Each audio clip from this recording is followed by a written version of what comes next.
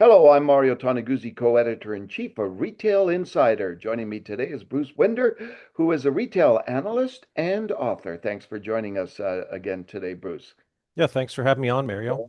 Okay, we're today is Amazon Prime Day and Prime Days as we have embarked on. Uh, Tell me what you think we can expect this year when it comes to this massive shopping spree that we see each year. Yeah, I looked at some research, and Adobe in the US indicates that they think, between the 4 days, all retailers are going to do about 26 billion, so if you cut that by 10, we could be up around a couple billion in Canada. I mean, it's an interesting time, right? Because, consumers are in the middle of an affordability crisis. And although, times are tough, gas prices are up, I would assume that consumers are still going to participate pretty heavily in the Amazon Prime event, because the savings are there. I was looking at they have about 35 categories that'll be on sale. Amazon devices will be up to 65% off. So I think for a lot of people, it could be a time to get things, both discretionary as well as stock up on some basics. Yeah, let's talk about that balance, right, between Yeah. essentials and discretionary spending, and even beyond the Prime days. How are consumers juggling those today? Like, are we seeing more and more of the discretionary being put aside because, quite frankly, people have to?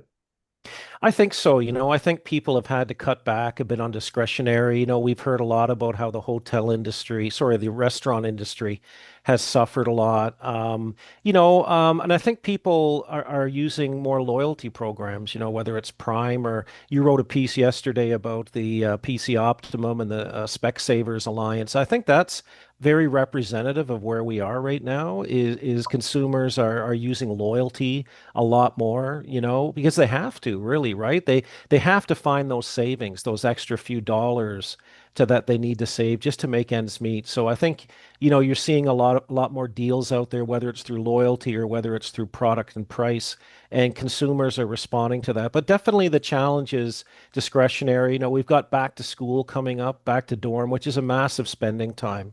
And we'll have to see how consumers are faring.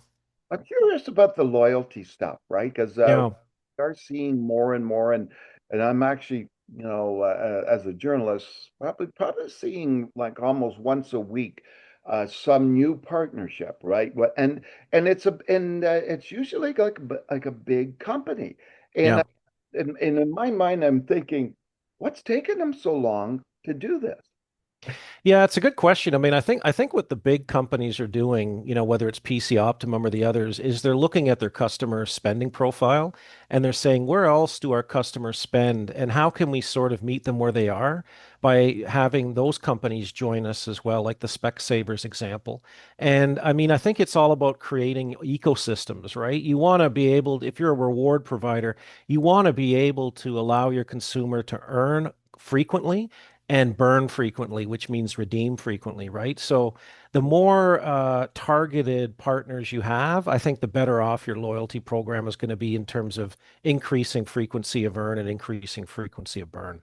Now we've seen that the prices of stuff ain't going down anytime No, soon, and no. the Stats Can just came out again with its consumer price index, and Mm, it's risen and continues to rise. And the interesting part is that food inflation, right, mhm.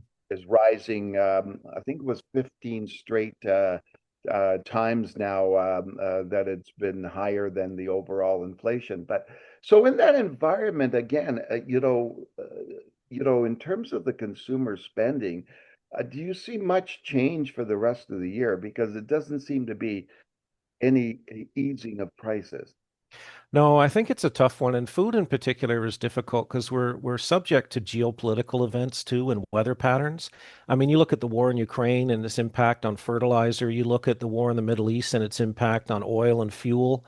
And other weather patterns affecting crop yields, cattle sizes, herd sizes. So there's so many factors in play. Food is really tough, but it's so essential. So I think what people are doing is, and they've already done this, and you've seen the big grocers react, is they're shopping more on discount.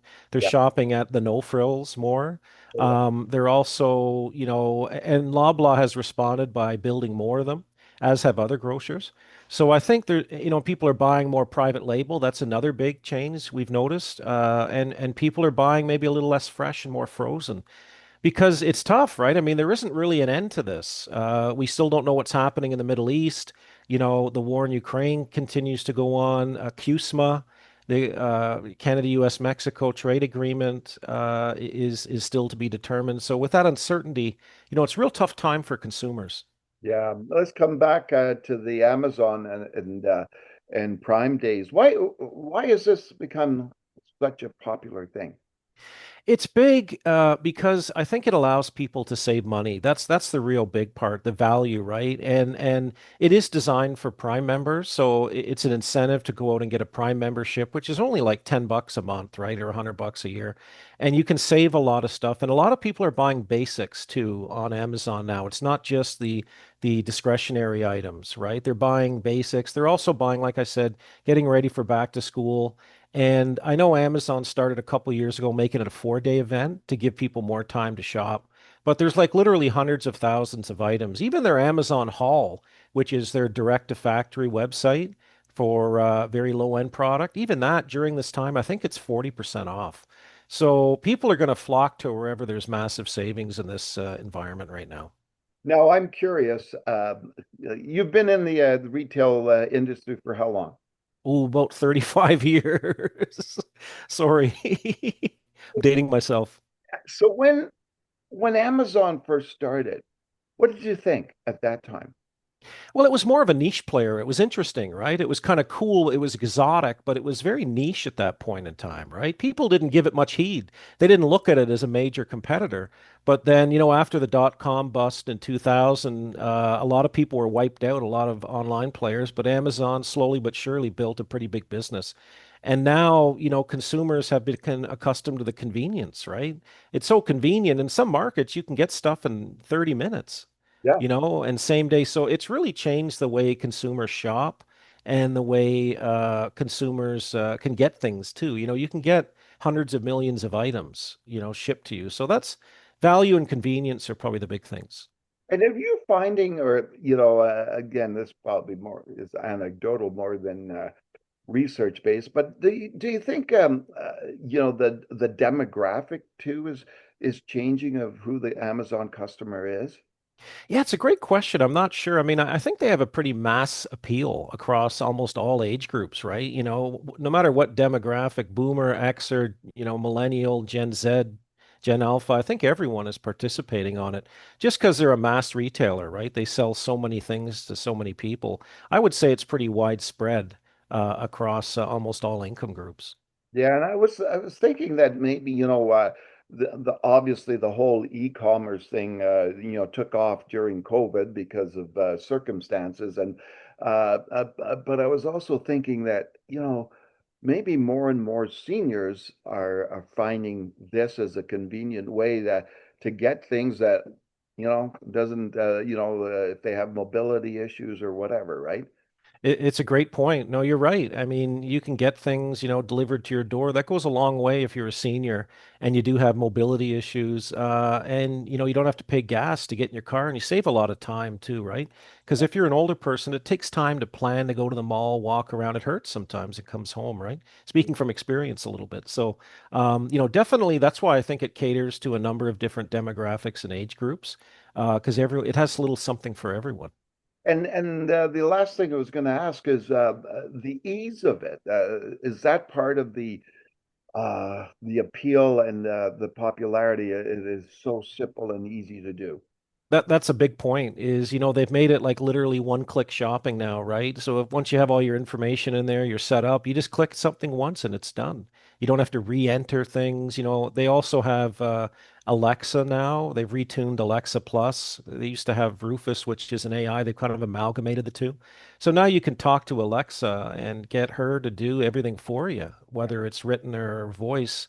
That makes it a step easier too. Yeah. Okay, then, Bruce, thanks so much for joining us today.